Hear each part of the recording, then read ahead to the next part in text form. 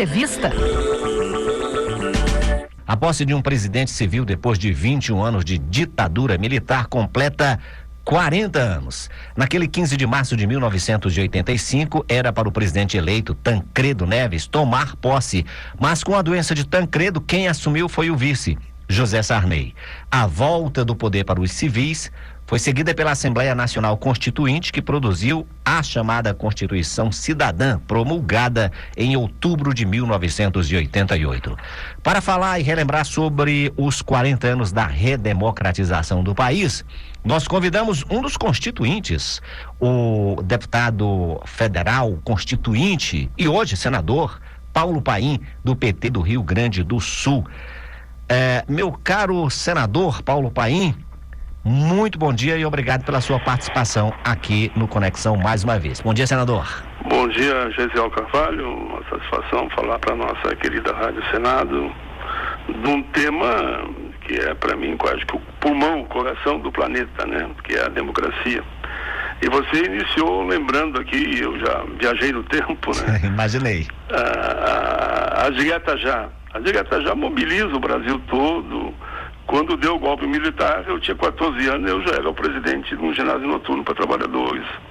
Mas da direta foi aquela bagunça generalizada, o terror estampado, que termina, como você lembrou muito bem, no colégio eleitoral. Foi uma vitória parcial. O povo brasileiro, no fim, assimilou o resultado do colégio eleitoral que consagrou Tancredo Neves como presidente do país. Ele morre, não assume, e assume José Sarney. E vê como é a vida, só dou esse gancho, né? Eu, aquele menino lá atrás, acompanha tudo. Eu fui vice-presidente e tenho muito carinho por ele, viu?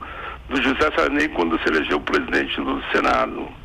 Mas voltando a esse processo todo que você falou, sem sombra de dúvidas, a Assembleia Nacional Constituinte foi um dos momentos os mais marcantes da tão querida redemocratização do país, né? Eu tenho orgulho de dizer que eu estava lá, já que eu sou de 50, né? Eu estava lá. A eleição aconteceu em 86. Eu cheguei em Brasília, eleito constituinte, no dia 20 de janeiro de 87. Me lembro, que mais ou menos, então de meio-dia, 11h30, em 1º de fevereiro eu assumi como deputado federal constituinte. Saí diretamente do Sindicato Metalúrgico de Canoas, que foi um sindicato combativo, que participou das grandes mobilizações, como caminhadas de Porto Alegre, de Canoas a Porto Alegre a pé, exigindo a democracia, a liberdade, a justiça em plena época da ditadura. Mas lembro também de grandes nomes que estiveram na Constituinte. Eu tive o prazer de estar ao lado deles, como Lula, Olívio Dutra, Benedita, vou falar minha bancada, né? Lula, Olívio Dutra, Benedita, João Paulo de Monlevade, já falecido, Irma Passoni, Cusquem, falecido, e tantos outros que eu não tenho como não lembrar, como Florestan Fernandes, Genuíno, né? Mas também de lembrar de nomes que realmente, eu falei aqui da bancada, que demarcaram a história, e são inesquecíveis. Ulisses Guimarães, né? Um homem que demarcou naquele período, presidindo ao mesmo tempo o Congresso Nacional e a Assembleia Nacional Constituinte, a Câmara dos Deputados. Lembrar de Mário Covas, que era um homem que quando ele falava no plenário, tu não via uma mosca no ar. Já falei de Olívio Dutra, de Lula, né? E lembro também de Jarbas Passarinho, que foi um homem que fez uma grande mediação, e até já comentei em outros momentos que o texto final do direito de greve foi um ajuste que fizemos com o Renan Tito lá na fazenda dele. Foi eu e o João Paulo de Monlevade lá negociar, orientado aqui pelos líderes do parlamento, né? Depois íamos falar com ele, ele disse: não, pode deixar para mim que eu defendo. Ele em 5 minutos deu o resultado. Mas enfim, a Constituinte foi um momento lindo, mais que eu vi na minha vida, né? Eu completo essa semana 75. Era povo nas ruas, milhões e milhões, gente do campo, da cidade, celebrando a vida e a democracia como eixo na Constituinte. O senhor completa num 15 de março, né? No 15 de março, 75 anos. Eu falo isso porque o 15 de março de 1985 foi o dia que marcou o fim da ditadura militar com a posse do presidente civil, né? E tem esse significado especial para o senhor aí, que é o 15 de março também. Tem são as coincidências da vida, um diz que é destino, eu digo que aconteceu e que bom, né? Que a gente volta então à liberdade. Me lembro que eram as assembleias que fazíamos para discutir a Assembleia Nacional Constituinte. Era estudante, sindicalista, movimento negro, indígena, quilombola.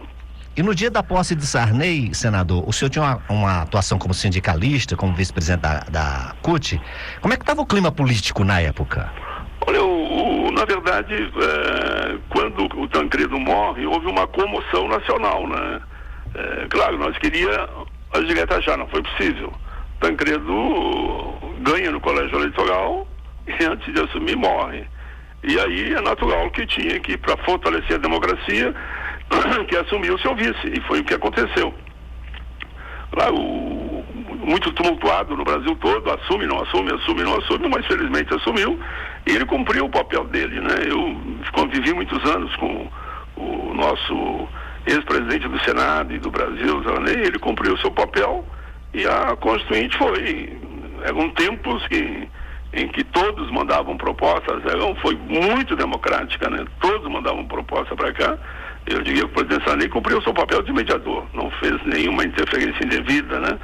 Os ventos que sopravam naquele tempo eram ventos de liberdade, né? Eu, na Constituinte, me dediquei mais, por uma decisão, inclusive, da bancada, ao capítulo da ordem social, que é o direito dos trabalhadores, tudo aquilo que ali tocava a questão dos direitos humanos. E hoje é tão debatido, e que bom que voltou ao debate, né? Por exemplo, a jornada de trabalho reduzida sem reduzir o salário.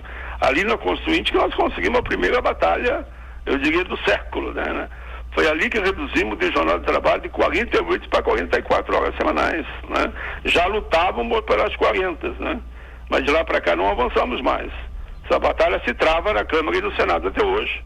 Há um projeto em debate na Câmara e há um projeto de minha autoria no Senado, que eu apresentei em 2015, o Rogério Carvalho é o relator, para 36 horas semanais. Eu só estou apenas lembrando, olha a diferença. Tanto tempo para nós chegarmos de 48 para 44, agora tantos décadas e décadas e décadas estamos lutando para chegar nas 40 ou 36 horas nacional. Sem sombra de dúvida, a Assembleia Nacional Constituinte foi, para mim, que estou na vida pública há praticamente 40 anos, mais 5 de sindicalista, foi uma bela página que demarcou para a eternidade a história do Brasil. A Constituição, como dizia Ulisses Guimarães, em resumo eu digo aqui, né? Não gostar, criticar é uma coisa, agora não cumprir é traição da pátria. Foi uma página que fortaleceu para a eternidade a democracia. Eu tenho muito orgulho, te digo de coração, meu querido amigo Josiel Carvalho, que me lembro e viajo no tempo com alegria da importância da Assembleia Nacional Constituinte, tudo que fizemos para combater os preconceitos, né? Ali que se escreveu grandes páginas, inclusive do racismo ser crime inafiançável, não prescreve. Foi dali que nós saímos com uma missão, eu, Cauã, Edmilson, Valentim, Leonelli e Benedita da Silva e João Herman, para irmos à África do Sul, exigir, olha bem, fizemos um documento que aprovamos a libertação de Nelson Mandela. E fomos bem, viu? Fomos, apesar de ameaça, chegamos lá,